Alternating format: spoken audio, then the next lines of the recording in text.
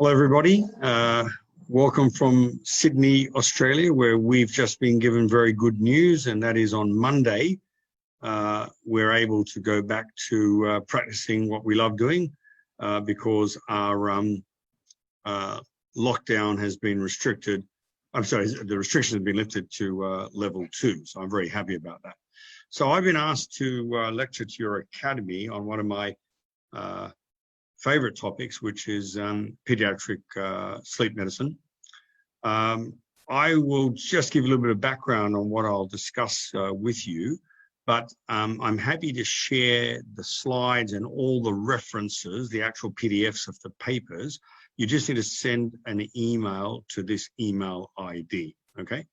Now, this lecture will be recorded and it'll be on your Facebook group for 2 or 3 days, and then we go to my CPD where you can watch it at any stage and you can answer some multiple choice questions if you want to get CPD accreditation. And the website you go to is called eodoteachable.com, right? So eodo.teachable.com.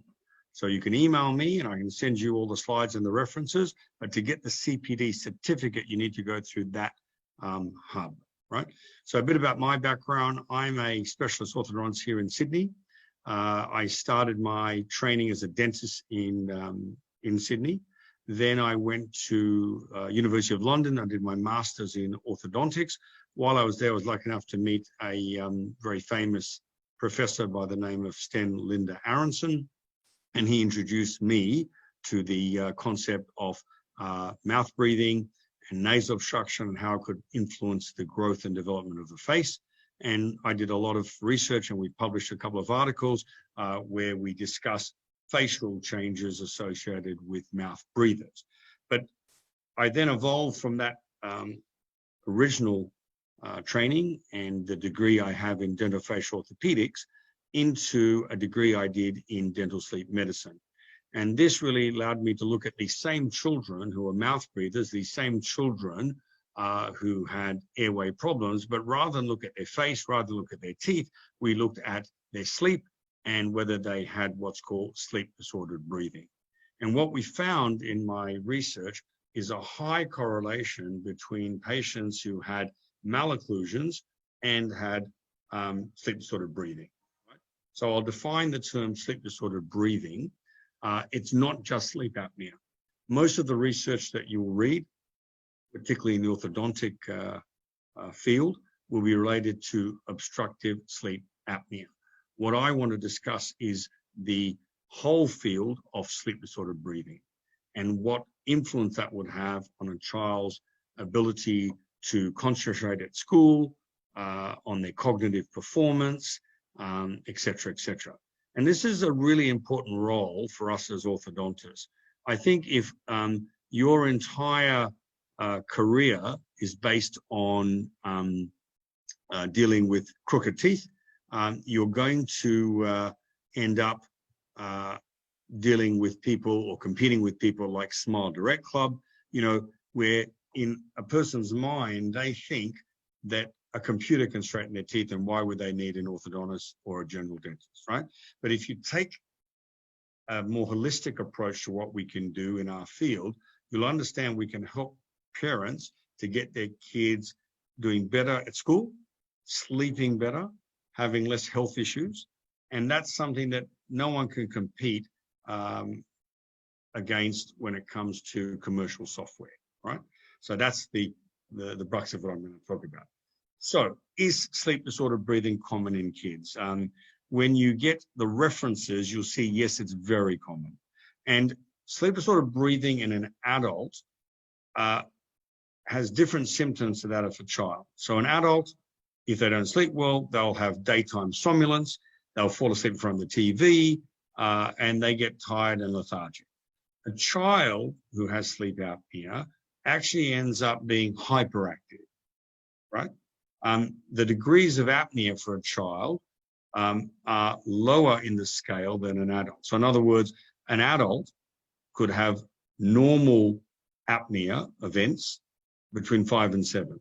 A child, normal is 0, right? So there's a big difference between adults and children. Obviously, I lecture in both fields, but my research was looking at children between the ages of 7 and 9. And these were children referred to me, not because they had sleep apnea, but because they had a malocclusion. And like all of you, I took study models, I took radiographs, I took intraoral and extraoral photographs. I did everything I was taught to do in orthodontic school. The difference is I asked these children to have a sleep study. And the sleep study showed whether they had some form of sleep disordered breathing. And then I looked at the malocclusion type they had and the type of sleep disordered breathing problem they had. And that's what and it's a big study, you know, over 3,000 children, over 15 years. And obviously this is something that is currently, the statistics are currently being looked at. I'm very happy that I'm being helped by a very famous physician at University of Chicago, Dr. David Gozal. So what do we see in these children who have sleep disordered breathing? Well, the most common symptom you will pick up as a dentist will be bruxism. So next time you have a patient who comes to your practice, you see wear on their deciduous teeth, and you ask certain questions like, does your child snore? The parent may not know. So what we do here in Australia, we ask them to use an app, and the app is free of charge, and it's available on any smartphone, and it's called Snore Lab. So using the Snore Lab app, we're able to see whether the children are grinding, we're able to hear the snoring, and we're able to hear the labored breathing. Now, this is not a sleep study, but it's a great way to prove to your parent that the child may need a sleep study. So what we're finding in these children is that they're hyperactive. Many of them have a history of nocturnal enuresis or bedwetting. We know they're not doing well at school. We know that many of them have been put on medication because they've been misdiagnosed as having ADHD. They have headaches, they have migraines. When you look at their oxygen saturation index during sleep, they tend to desaturate. And we all know this from the literature in sleep. But no one has really looked at what correlation these kids have with malocclusion, and that's where I come in, right? I'm an orthodontist, and obviously I've been passionate about treating kids early to help correct their skeletal problems. And, you know, if you're talking about extract teeth, not extract teeth, facial balance, blah, blah, blah, it goes over parents' heads, and they kind of like, you know, but when you talk to them about a serious medical condition, such as sleep apnea, and then you show them that there's a high link between their kids' narrow palate and their retrognathic mandible to their sleep and to their behavior and to their well-being, then they are a lot more interested, right? So in other words, if I present to a parent who has a 9-year-old the concept of straightening the 4 incisors versus the concept of helping their child's overall health, no parent ever comes to me and says, Dr. Mahony, how much will it cost to have my child better? But if you start talking about straightening teeth, then it becomes an optional exercise, right? So to me, interceptive orthodontics in my practice is to help with overall health, not to just line up 4 teeth and then the child may need full braces later anyway, okay? And this is what I'm discussing with the audience tonight. So let's go through some definitions. Sleep disordered breathing, right? It has a number, the correct term is obstructive sleep disordered breathing, or SDB. And it's basically a syndrome of upper airway dysfunction during a child's sleep, and it can be characterized by increased respiratory effort, which means the child might have nasal problems, and if they're trying to breathe, they have to labor to get enough air, a bit analogous to a child drinking water through a straw. If I come and I crimp that straw, the child can still get water, but they have to work much harder to get that water through the straw, right? So a lot of this has to do with their anatomy. A lot of it has to do with their soft tissue, or what we call their pharyngeal collapsibility, and I'll talk more about that later. Now, if any of you are interested in doing a bigger picture rather than a 1-hour lecture, I'm going to recommend a fantastic textbook which is Essentials of Sleep Medicine by Dr. Kruger, right? And you'll get a better understanding of what's involved. We also have an online program through the same website, which is teachable.com, so eodo.teachable.com, which has a 2-year program that I've taped, which can be done at leisure, which has references, assignments, and you end up, if you present the correct cases with the correct records and you've passed all your exams and assignments, with a graduate diploma in dental sleep medicine, right? So if you're interested, this is a bit of a test the water before you jump in type lecture, but please email me on the email you saw earlier if you want to learn further about getting into this very exciting field and really what I think is the future of our profession, right? So what are the entities? Primary snoring, which means that greater than 3 nights a week, you're hearing the child snore, but they may not have apnea, right? There's upper airway resistance, where there's increased work of breathing, frequent arousals, but no recognizable obstructive events on the sleep phase. Then there's obstructive hyperventilation, which is snoring and abnormally elevated CO2 partial pressure, but without actually having the obstruction. And then there's the dangerous one, which is recurrent events of partial, which is hypopnea, or complete, which is apnea, obstruction events. So you get disruption of normal oxygenation, ventilation, and of course of the sleep pattern.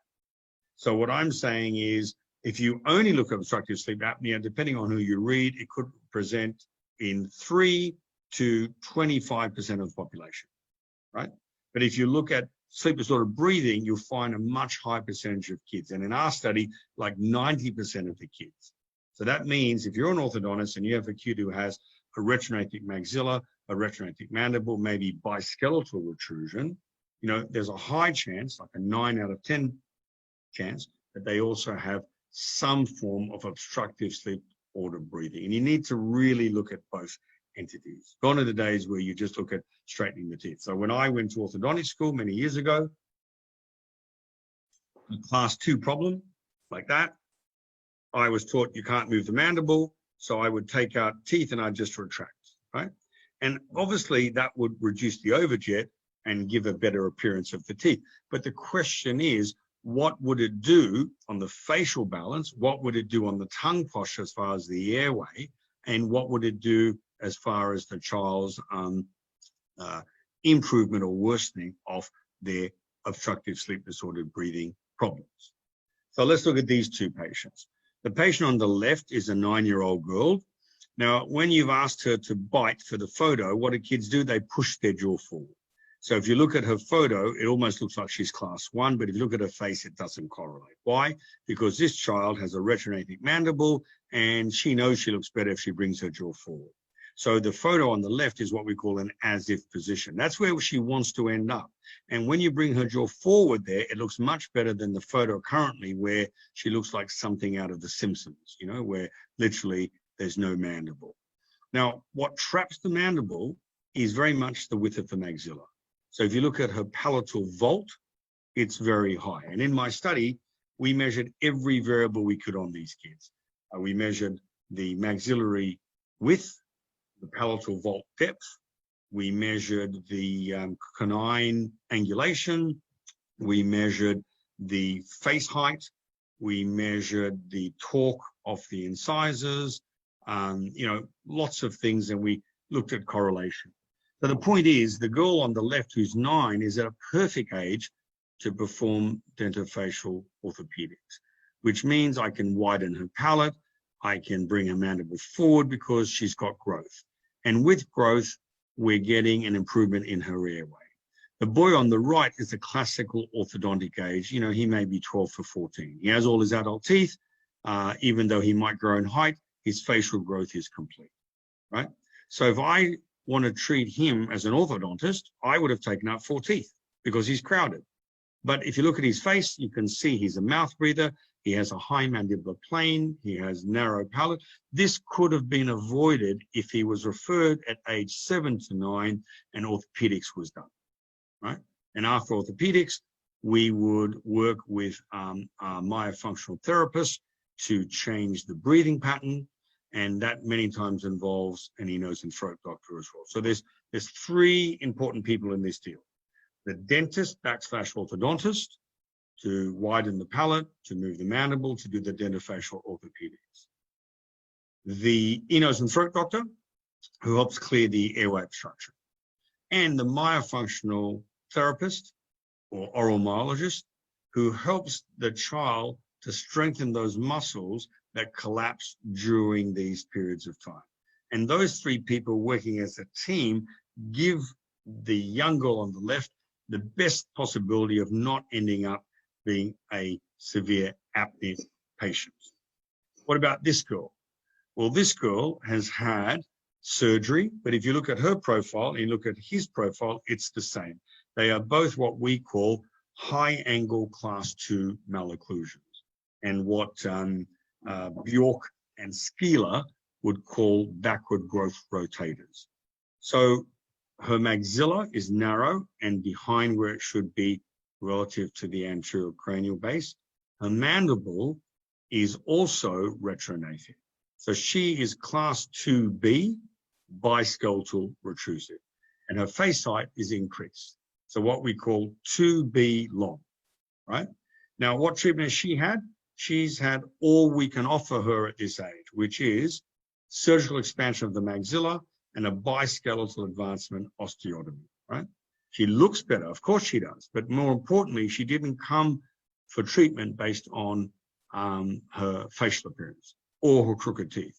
She had severe sleep apnea, and this is called a bimaxillary advancement, known in the literature as an MMA, maxillary mandibular advancement.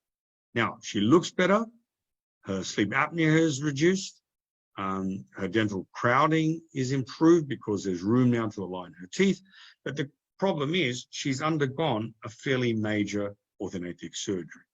This girl has the same problem, so 3 different age groups, okay? This boy is the orthodontic age, but too old for dentofacial orthopedics. This girl is too old for dentofacial orthopedics and not the ideal age to do any form of orthodontics. She needs a combination of orthodontics and orthodontic surgery. This girl is the right age, right? So this girl is 8. She has the same class 2 jaw pattern. She has the same narrow maxilla. She has that lower lip trap. And ideally, her treatment would involve widening her palate, bringing her jaw forward, teaching her how to breathe through her nose. So during her retention, Krista will be working with my myofunctional therapist to help improve her lip posture, help improve her nasal breathing, help put her tongue on the palate. The palate that now accommodates the tongue because we as orthodontists have widened the palate. And when you email me, please ask me for the white paper from the American Association of Orthodontists on treatment of pediatric OSA. It's a great paper because it'll mention everything I'm talking about, written by high-level academics. So if anyone questions this is rubbish, there's no evidence to support what we're doing, I would totally disagree. There's so much in the literature, but many of you may not read it because it may not be in your orthodontic literature, but it's in ear, nose, and throat literature. It's in sleep medicine literature. I was lucky enough to have met and studied with Christian Goumeneau at Stanford University. He introduced me to people like Audrey Yoon, who's a pediatric dentist who became an orthodontist and also has training in sleep medicine. People like Stanley Liu, who's a dual qualified MaxFac ear, nose, and throat specialist.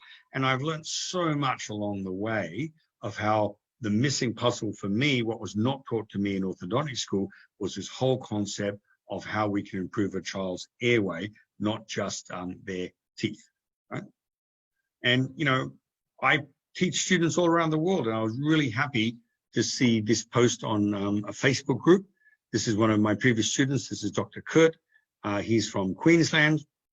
And what is he saying? His patient, or his patient's mum, had called him a lifesaver. Why? Because after doing my courses, he was able to pick up that this 6-year-old patient had severe wear facets, and he asked the right questions about the sleep. He sent them to an ear, nose, and throat doctor. The ear, nose, and throat doctor identified the obstruction, removed the obstruction, and 6 months later, what is he seeing? A wider palate. The mum is reporting the child's behavior and their school performance has improved. So this is where we work as a team. And if I can just improve one kid's overall health because of my education, that makes me a very happy man. I believe in karma. What goes around comes around. Kurt was a great student. He learned from me. I learned from Linda Aronson. He's helped a patient. And indirectly, I feel that I've been involved in that improvement of that young child's well-being, right? So this is one of the papers I referenced earlier that I'd written with Linda Aronson. This was published in the Australian Orthodontic Journal in 2004. And in this paper, we looked at children who had nasal obstruction problems, in specific large adenoids. We looked at them before the adenectomy and we followed them up afterwards. And what we found is that many of these children's dental crowding improved, their lower face height reduced, their palate widened, their molar height improved, and the null hypothesis was because of their mouth breathing, their molars continued to over-erupt, and that over-eruption caused the mandible to rotate back and the open bite to worsen, right? So, Linda Aronson published extensively on this data, and he came up with the term adenoid faces. And it's a common term to describe the facial characteristics of a mouth-breathing child. They have a long anterior face height, they have a retrusive mandible, and his theory, which he showed a lot of good data to prove, was that nasal obstruction, which in his case is adenoids, but it could be many things. It could be tonsils, it could be nasal allergies, it could be deviated nasal septum, anything that predisposes the child to mouth breathing. And what he showed was that habitual mouth breathing alters the facial and muscular force vectors on the developing craniofacial skeleton, and that's why you end up with these children having such class true retrognathia and compromised forward growth. So rather than be forward growth rotators, they become backward growth rotators. And this is something that you can fix if you pick it up early enough. So many people, might be listening saying, wow, this is exciting. How come I haven't been taught about this before? When I did my literature review for my PhD research, I read over 500 papers, okay? And you'd be amazed how this had been mentioned many years ago. This is the precursor of the Journal of the American Dental Association, known as JADA. Back in the day, this is in 1909, it was known as Dental Cosmos. And it was basically a monthly journal on dental science. It was edited by a Dr. Kirk, and in this volume, he had a paper which was called Habitual Mouth Breathing and Consequent Malocclusion. So, they realized this in 1909. Why has it taken our profession so long to come to terms with this? And also in that volume, they talked about early treatment of malocclusion to fix the airway. They talked about nasal obstruction and its consequence to dentistry. So very exciting stuff. And really their conclusion was we should work more closely with our medical colleagues, and the closest correlation we would get would be the alliance between rhinology, or ear, nose, and throat, and orthodontia. And I totally agree with that. In my practice, I get more referrals from ear, nose, and throat doctors than I get from dentists, because I've taken time to educate ear, nose, and throat doctors on what is a narrow palate. I show them how to measure that. And they can clear the nasal obstruction, but they don't know how to widen the palate. I do. I don't remove adenoids and tonsils, they do. And when we both work together, the one important person to maintain the great changes we're getting is the oral myologist. And I know in India, oral myology is becoming more and more popular. There's actually an association formed for learning and sharing information. And that's a great thing, because, in the research that I did, kids who only had ear, nose, and throat didn't end up with as good sleep who has ear, nose, and throat and orthodontics, didn't end up with as good sleep and changes as those who had ear, nose, and throat, orthopedic development, and myofunctional therapy. And I'll come to that later, right? So, you know, what are some signs of mouth breathing that you would see? You would see cracked, dried lips.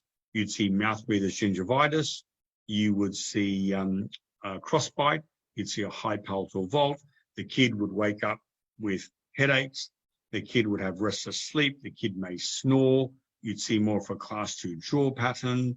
You know, and here's the big thing. This is a paper by Dr. DeLong, and it was published in 1908.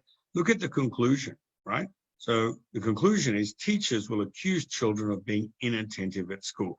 Hello, there is your ADHD, right? They didn't call it ADHD back then, but they're referring to the same thing. And look at this triad of problems.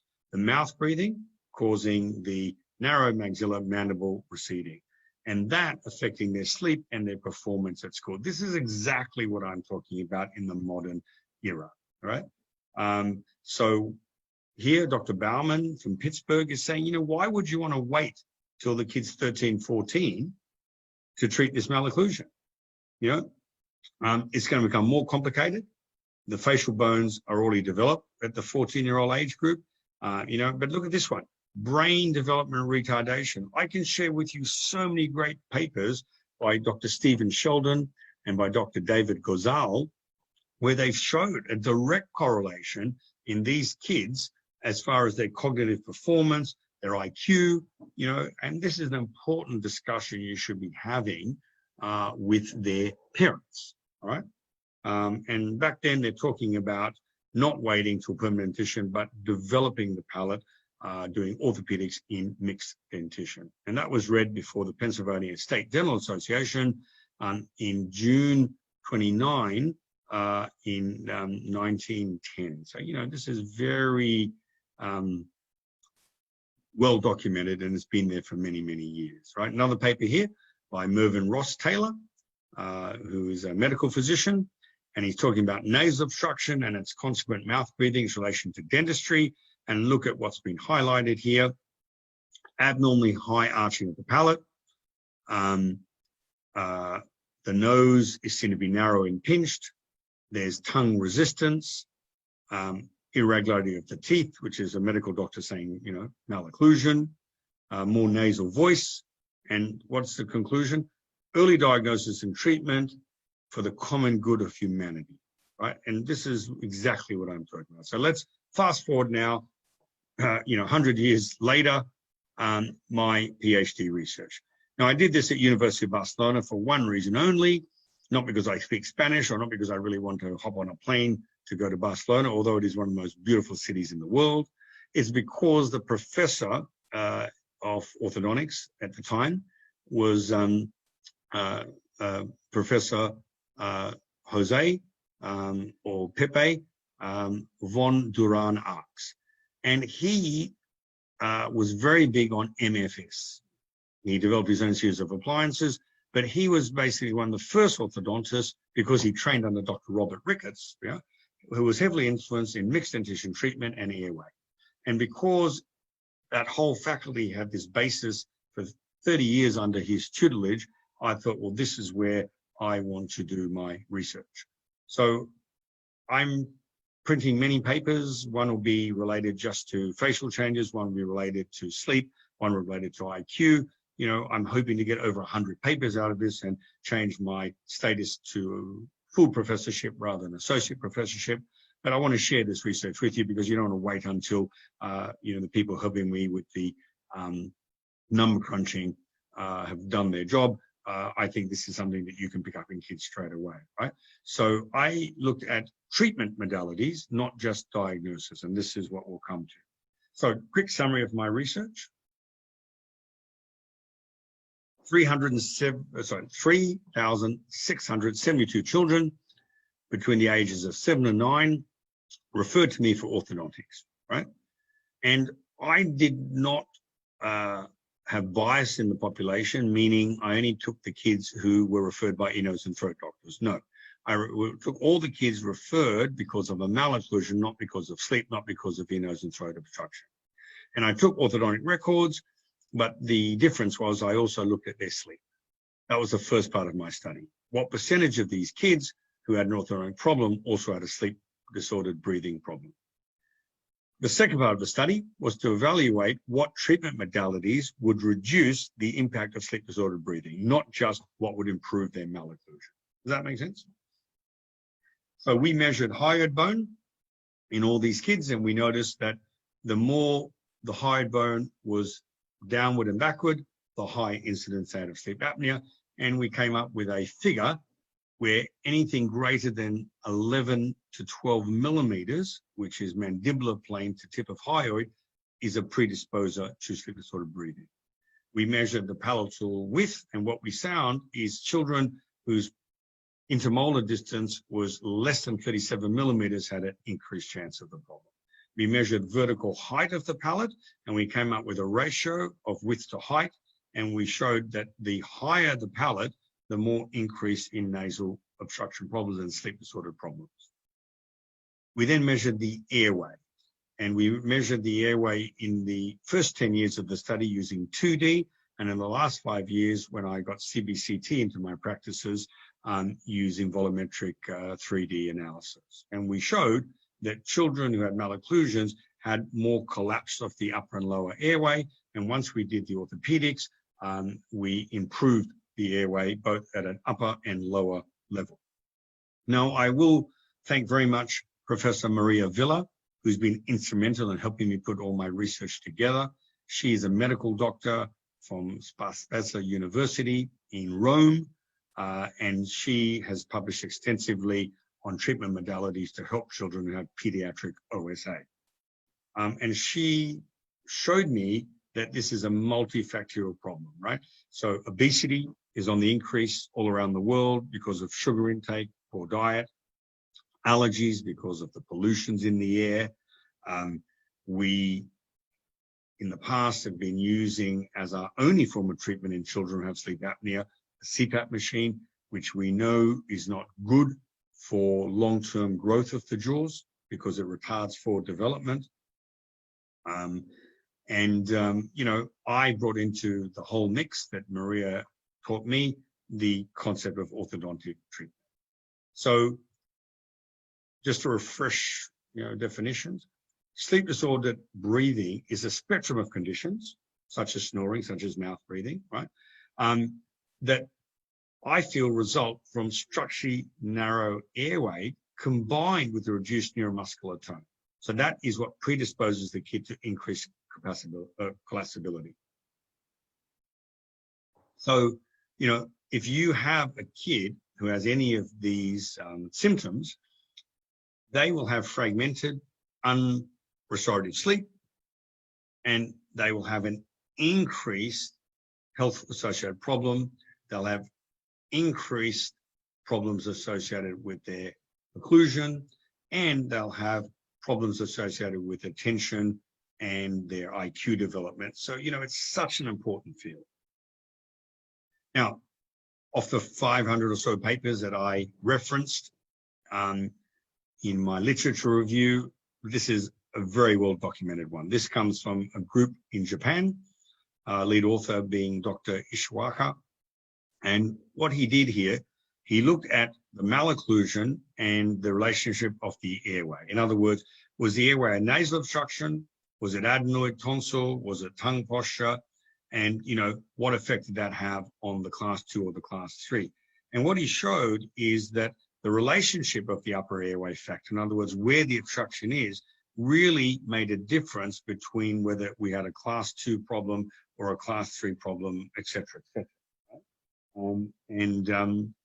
And that is published in the American Journal of Orthodontics in 2017. Now, I'm just going to double check whether we're going to do question and answer. Just 1 second.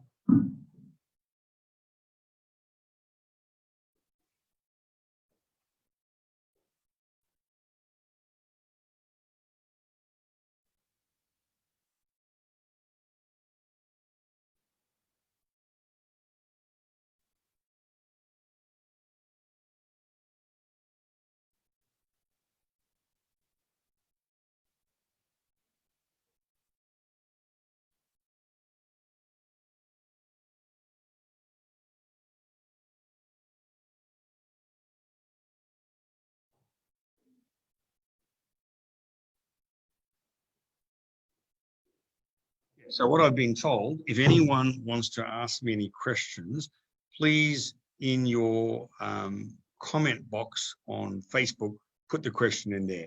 And then my PA who've organized this lecture will read the questions and I can answer them after the lecture. Right? Right, so sorry about that disturbance, but I just want to make sure that, you know, and by the way, you've got my email. Any patient you think has these problems, you want to show me their records, I'm happy to look at it and advise you. You know, anyone who wants to do the same research, use the same protocol anywhere in India, I'm happy, because what I found is whether you go to South America, North America, you know, Asia, you know, we have commonality in this. Another paper also from Japan, and this is by Dr. Yoshino, and in his research, he looked at nasopharyngeal obstruction, and he looked at what effect it would have on facial growth, right? And what he showed is nasal obstruction, you could have class 1, 2, or 3 pretty evenly distributed. But if you had only large adenoids, what Linda Aronson looked at, what I looked at, that's where we had the high incidence of class 2 vertical growth. If you have normal nasal airway, no nasopharyngeal obstruction, but all your obstruction is oropharyngeal, like huge tonsils, then the patient is going to posture their jaw forward, and you're going to have more incidence of class 3. So very good paper to read, and I'm going to give you all of these references, and if you can't find the PDFs, I can give you those as well. But please, that goes through not my email, but goes through Teachable, eodteachable.com website. All the papers are on there for you. So why am I a big advocate of not using CPAP to fix the problem?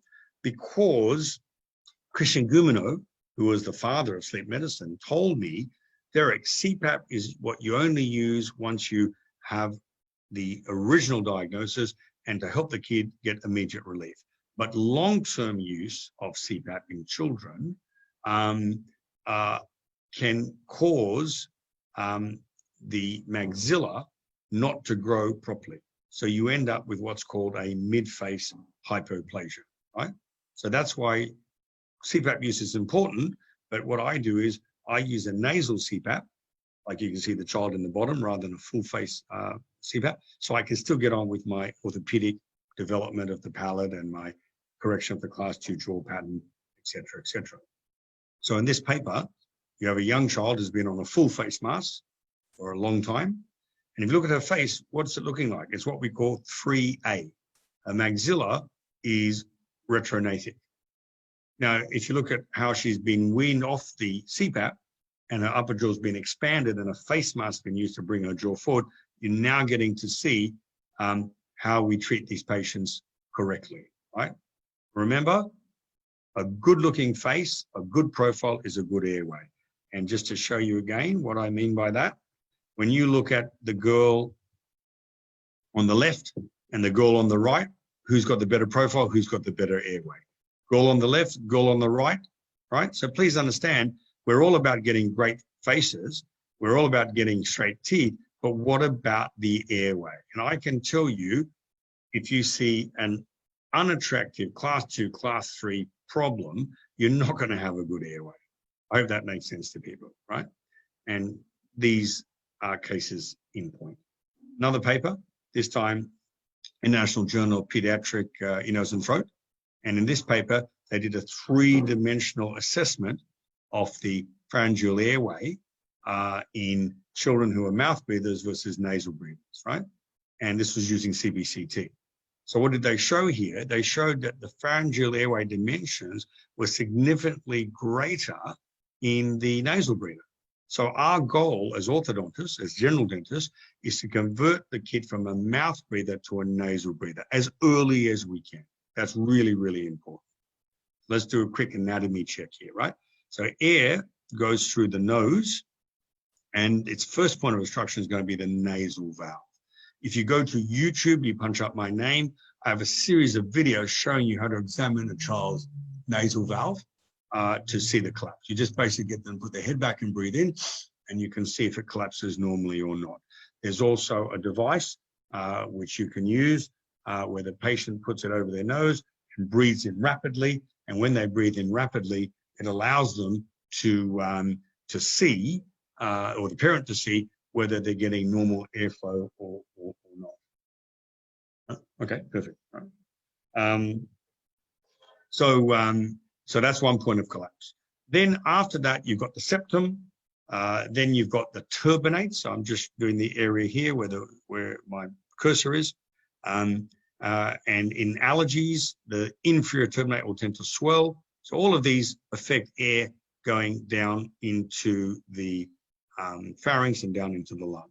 Now, the most common obstruction in children is at the back of the nasal cavity, where you can see this little bulge, and that's called the nasopharynx. And the tonsils there are known as nasopharyngeal tonsils, commonly known as adenoids, right? After that, you have the palate, which could affect things, particularly if your maxilla's back, and that's what we call the velopharynx.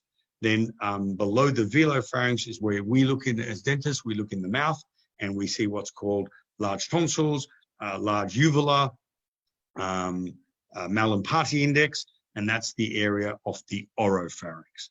And then when you get below the tongue, you've got the lingual tonsils, and below that, you've known what's called the hypopharynx, right? And the hypopharynx, the larynx, the esophagus, the trachea, that's where our ear, nose, and throat doctors get more involved. So what was my treatment protocol, right? Now, one thing that was hard for me to show in my study was a control group, but no one would ever pay credence to my research if I didn't have a control group. And this is where it's very hard to do academic research, because all my academics are asking me, you need a control, but the ethics committee at the University of Barcelona were telling me, how can you diagnose a kid with sleep apnea and not give them treatment? That would be unethical, you know, so what do you do? So luckily, there were a lot of patients greater than 30, thank God for statistical significance, whose parents said, we don't believe in any of this. Our child snores, the whole family snores. We think this is all BS. We don't want any treatment.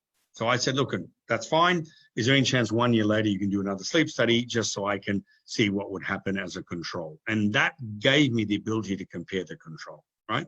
And what I showed is that children who didn't have any treatment obviously didn't get better. Of the 32 who didn't have any treatment, 2 got better, 30 got worse. And I felt the 2 that got better was really because they started playing sport and lost a lot of weight. And the other one was using natural medication or homeopathic medication to improve their allergies. So I think there was a link there. Anyway, so in the first instance, all these kids with malocclusions had a sleep study. And if I saw nasal obstruction, I sent them to the ear, nose, and throat. After they had tonsil adenoids done, or were on nasal sprays, or had their turbinates reduced, or lingual frenum released, whatever, they then had a follow-up sleep study. And the sleep study showed an improvement, but not 100% improvement. So then we did orthodontic intervention, and that was basically whatever the kid needed. So they had a narrow maxilla, I widened the jaw. If they had a retrognathic mandible, I brought it forward. If they had both biskeletal or retrusive, I widened both jaws and I brought them both forward. So whatever the kid needed orthopedically, I did, right? And then I put them into a retainer, which is what we call a myo brace, right? Now, at the end of that, I looked at their sleep, and guess what? Those who had ear, nose, and throat and orthopedics got a much better outcome than those who had ear, nose, and throat on their own, orthopedics on their own, right? So the final part of my research, as far as treatment options, was to look at the role of myofunctional therapy. And I work with a number of fantastic myofunctional therapists who, after ear, nose, and throat and after my orthopedics, started doing exercises to strengthen these muscles. If you know the research, you can see learning to play a double-reeded wind instrument, including something like a didgeridoo, helps strengthen these muscles, stop them collapsing. So at the end of the day, I compared those who only had myofunctional therapy before and after, those who had only ear, nose, and throat before and after, those who had only orthopedic intervention before and after, and those who had combination of all of those, right? Now, guess what we found? Those who had good ear, nose, and throat work, good orthopedic work, and then were retained with a myofunctional trainer and myofunctional therapy, trainer at night, exercises during the day, they went to 0. They had the best outcome. And as ongoing research, I'm following these kids. I'm ensuring they keep wearing their retainer until they get to a permanent dentition. And what am I seeing? The need for fixed braces in this cohort of patient is almost 0. So another null hypothesis is possibly if you fix the airway and make the jaws the right size, the need for the kid needing braces is less and less. And most of the kids who I've done orthopedics for, and I've improved their airway, if they need anything, they need 6 months of clear aligner therapy. How good is that, right? So what I'm saying to you, if you have a child who now you will realize have sleep disorder breathing problems, why don't you consider treating them at the appropriate age so that they end up with a better looking face, better sleep, better performance in school, and less need for fixed orthodontic therapy? I think this is a wonderful, wonderful thing we can offer our patients. So please make yourself familiar with this questionnaire. You may be in a part of India where you don't get readily access to a sleep study. So 2 things you can do. You can invest in a pulse oximeter and let the kids sleep with that at night, and that will give you a good correlation of oxygen desaturation, right? And even better than that, give every parent a questionnaire. And this questionnaire is known as a Bears questionnaire. So the Bears questionnaire will allow you to assess the high probability that that child may have sleep disordered breathing. This is available free of charge. You can Google it. If you can't find it, email me, I'll send it to you. We'll also add it on the Teachable website. So what did my ear, nose, and throat doctors do? They use a nasal endoscope to see in 3D where the obstruction was, whether it was tonsils, as you see on the top left, whether it was adenoids, as you see on the bottom left. And then, depending on what the jaw problem was, I either expanded or I protracted or I did both, right? And what I found is the children who had the worst apnea and the worst sleep disorder breathing were those who had a combination of both mandibular and maxillary hypoplasia. In other words, those who were biskeletal retrusive. And if I waited till they were adults, they would need a MMA, a maxillary mandibular advancement surgery. But as children, I could avoid that. How good is that, right? So Kevin Boyd and I have been discussing this in detail. Kevin is a magnificent pediatric dentist in Chicago. He's passionate about treating kids early for airway, and he's doing a PhD on anthropology. And what is Kevin showing? If you look at primitive skulls, they didn't have any malocclusion. They had beautiful class 1 jaws. Look at the research of Raymond Begg. Look at the research of Angle. You know, when Angle had that skull called, Old Glory, it was basically an African bidental protrusive skull. And that's what, people who lived on the land, who didn't have access to pacifiers, who breastfed for 2 years, that's what their jaws end up looking like. They might have had a lot more attrition on their teeth, but they certainly didn't have crowding like modern man. So when I look at a class 1 individual, I'm assuming that they've had a good airway. When I look at a class 2 or a class 3 maxillary deficient, I'm assuming they have a bad airway. And when I see the combination of the retronatic mandible and the retronatic maxilla, in other words, the 2B max, which are 3A, I've come up then, I think, with, and Kevin agrees, with a new malocclusion called a class 4.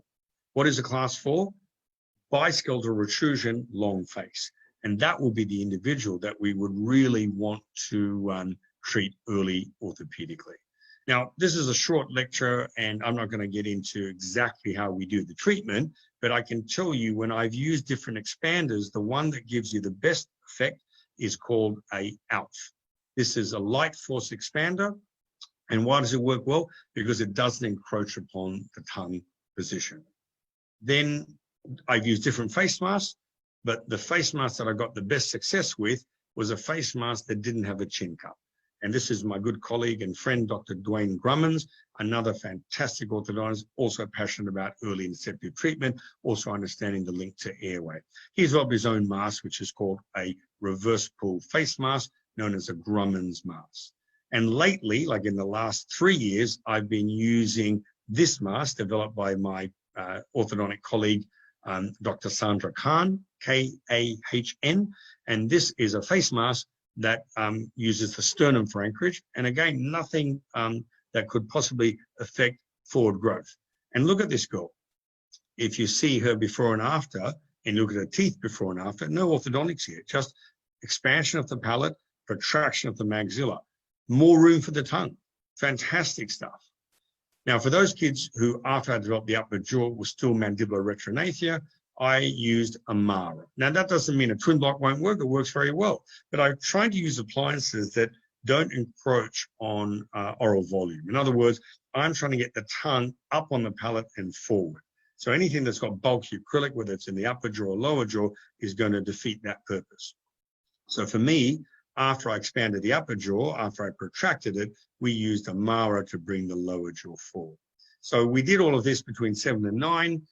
So while we were waiting for the kid then to transit from their mixed dentition to their adult dentition, we gave them what's called a myofunctional trainer. And you could use a Frankel, you could use a bionator, whatever maintains the tongue up, the lips together, and the lower jaw forward. And then the big thing was myofunctional therapy. And all my myofunctional therapists have been trained by this wonderful lady. This is Joy Moeller, she's a dental hygienist, who then understood this and started treating a lot of patients and saw the improvement in their sleep and their facial development. So this is the icing on the cake, right? How did I diagnose these individuals? How do I know who has a maxilla that's too far back or a mandible too far back? I use the Jefferson analysis. Again, please go to YouTube, punch up Jefferson analysis, and you'll see a series of lectures that Josh and I have done together, which explains the concept behind the treatment and how that treatment kind of works, right? So the Jefferson analysis uses vertical arcs, so I can tell who has a long face versus a short face.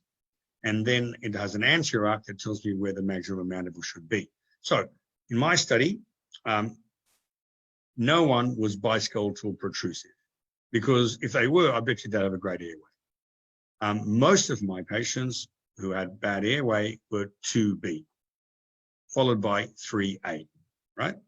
But the worst airway, not the most common, but the worst airway were the biskeletal retrusive. So what does that tell you? If your maxilla is too far back, if your mandible is too far back, if both are too far back, you're going to have some negative effect on the pharyngeal airway space. So if you're an orthodontist and you want to know more about this, just do a Jefferson analysis on all your kids between 7 and 9. And if they come up skeletal 1, no problem probably with the airway. But if they come up 2B or 3A or class 4, what's class 4? The BR with the long face, right? Now I'm using CBCT. I thank very much the work by Dr. Carlson and Dr. Quintero, who taught me a lot on analyzing the airway in 3D. So we've gone away from 2D measurements to 3D measurements. And what I can now say to a parent is when their kid comes in with a raging class 2 problem, I say, listen, let's look at their airway. And if you look at the kid on the left, you can see they're in the red, right? But at the end of orthopedics, at the end of myofunctional therapy, at the end of ear, nose, and throat, look at that airway. It's all in the white. So that's what, and I don't even have to show that to a parent. A parent straight away tells to me, Dr. Mahony, thank you so much for fixing my kid's airway. They're sleeping better. They're not snoring, blah, blah, blah, blah, blah. Or you can wait until they're an adult and perform a biskeletal advancement surgery with a genioplasty. And that's what this lady has had, right? And at the end of the day, look how narrow the airway is, which is where my cursor is, and look how it improves both in the nasopharynx, the velopharynx, the oropharynx, and the hypopharynx. And if you look again at her face, obviously it looks better at the end of her surgery. But why did someone wait until that girl was 25 before they decided to fix her airway, right? This is the age you should be doing it. So this little girl is class 3, but she's not a genetic 3, where she's got a big mandible. She's got a narrow maxilla and a retrognathic maxilla. So, you know, many of you might say, well, she's too young for treatment, but is she? If you have a kid who has sleep apnea, who's not sleeping properly, why would you wait? She's at a good age because her jaw is growing rapidly. So what we do in this girl is we expand her maxilla and we use a reversible face mask to bring her jaw forward. You know, I think Stevie Wonder would be able to diagnose this X-ray and be able to say there's not going to be room for her teeth. So if you're of conventional training like I was, I'd say wait till 14 and then pull out 4 teeth, and that'll give her straight teeth. But meanwhile, she's got obstructive apnea. Meanwhile, she's not performing well in class, right? So why would you wait on this girl? And see that measurement there where my cursor is? This is a measurement that McNamara mentioned in his studies, which is from PTM to posterior nasal spine. It's a great measurement of velopharynx. And that's where many of these 3As are obstructed, right? Now, if you look at her at the end of treatment, that airway has improved, but look at her face. Her maxilla now matches her mandible. She was never a true class 3. She never had a big mandible. What she had was an underdeveloped retrognathic maxilla. So if you bring her maxilla forward and develop to the right size, you'll see the changes and how important that is. Now, let's just see if I can move my... You can see the changes from where she started to where she finished. And please read this paper by McNamara. It was Bacchetti, Frankie, McNamara. I love doctors Frankie and Bacchetti. They taught me how to look at the cervical vertebrae to determine the timing of this treatment. And that's another paper that I'm publishing because we had cervical vertebrae measurements for all these kids. McNamara uses a bonded Hyrax. He uses a petite face mask, different to what I use, but at the end of the day, still got improved. I tend to use alpha appliances and face masks without chin cups, right? What are the treatment effects? Advanced positioning of the maxilla and a improvement in the velopharynx compared to the untreated controls. So there again, just go through our measurements. So that's what we want to do, pull that maxilla forward in that girl. And if you measure from posterior nasal spine to PTM, PTM is a stable landmark. And, you know, you could use a face mask with a chin cup and think you've done that, but all you've done is this because of the chin cup, then you're not going to see that improvement of the upper airway. So the sutures I'm working on are the frontomaxillary suture, the zygomaticotemporal suture, the zygomaticomaxillary suture, and of course the pterygopalatine suture. All of those sutures influence the growth of the midface. So if you read the textbook by Hans and Enlow, they talk about growth of the nasomaxillary complex, and they talk about midface deficiency. So airway is so intimately linked with growth of the maxilla. The maxilla grows via a process known as, if you look at Hans and Enlow, just to give you the 3 growth areas, you can have a primary growth center, which is called a synchondrosis, and that's what the cranial base is, right? Then you can have what's called intramembranous ossification. That's how the maxilla grows because there's stimulation of the sutures, and the stimulation of the sutures causes growth of the jaw. And then you have the mandible, which grows by endochondral ossification. So if we can influence the airway early, we can improve maxillary growth and maxillary position, which then influences mandibular position. Does that make sense to everyone, right? So, you know, don't call yourself an orthodontist. If you can't really say if you just say you're an orthodontist, then all you're doing is straightening teeth, because from the Latin, ortho means to align, dontics is teeth. I call myself a dentofacial orthopedist because I'm influencing jaws and airway. And I think that's far more important than just straightening teeth.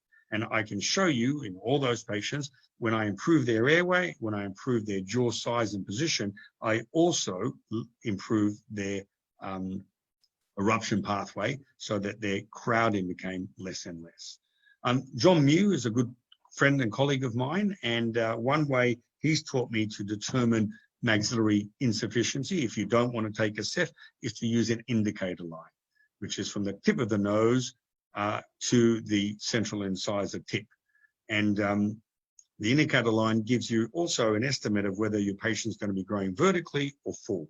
So, you know, if you don't have access to lateral ceph, use his measurements. And, you know, it's simple to do, takes 5 seconds, but do it early. Again, in our study, we used the mu indicator ruler on these patients 7 to 9, and those who had the worst airway also had the most retronatic maxillas. Right? Does that make sense to people? So getting back to our friend who has a retronatic maxilla, many appliances you can use depending on the age of the child, many face masks you can use, but the goal is the same: broaden the jaws, bring them forward, right? So please ask your parents to start using, so 3 things free of charge. 1 is the Bears questionnaire. Number 2 is the Snore app, which is called Snore Lab. Number 3 is just take a photo of the kids sleeping. They're the 3 things I got parents to do. And they come back and they say, Dr. Mahony, thank you so much. I had no idea my kid snores because they sleep in a different room. Dr. Mahony, I had no idea my kid was a mouth breather, you know. So they're very happy that I was able to do that, right? So we'll end the lecture here, but this is a case that is using Juan Moon's technique, known as MSE. In a follow-up lecture, I'll show you how now, after 15 years of doing this, I now use skeletal anchorage to get even better results. So in this little girl, rather than bring her maxilla forward using an ALF or using a bonded hyrax like McNamara did, we're using a combination of TADS and expander. And this allows me to get better protraction of the maxilla. All right, so I lecture for an hour. That's the sort of hour up.